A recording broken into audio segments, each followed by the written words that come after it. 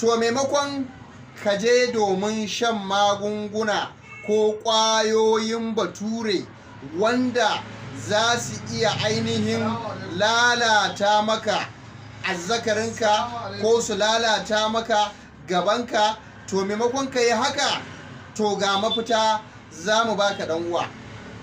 Mafita na farko, kafin maka bayani ga mafitarka, za mu faɗa maka cewa sharuɗan da za ka daina. Farko, akwai buƙatar ka daina shan ruwan sanyi, sannan idan ka yi saduwa na aure, to akwai buƙatar ka tsabtace gabanka, idan ka tsabtace gabanka, to wannan shi ma yana daga ciki.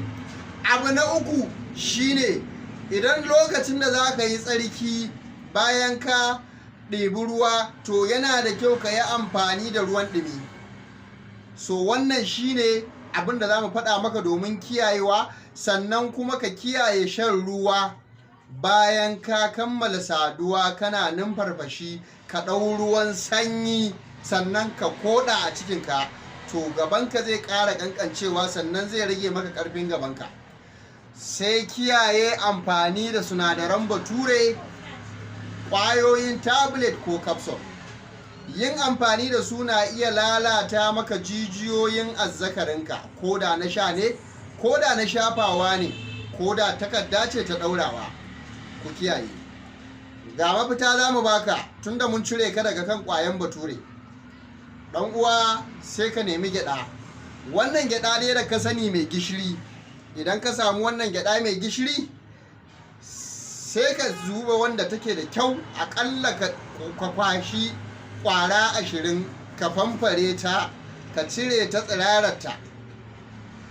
Ɗan uwa, ka san riɗi, sai ka nemi riɗi.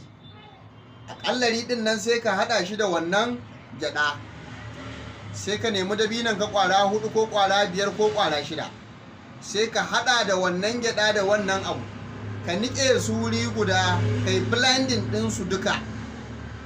Ɗan uwa, sai ka shanye su. Ana so in za ka yi amfani da wannan sinadari, to ya zamto cewa ka riga ka ci abinci daidai gwargwado, ka ƙoshi. Dama ba a so ka ci abinci ya yi maka yawa a ciki, ka bar inda iska za ta zauna, ka bar inda ruwa zai zauna, sannan inda abincin zai zauna.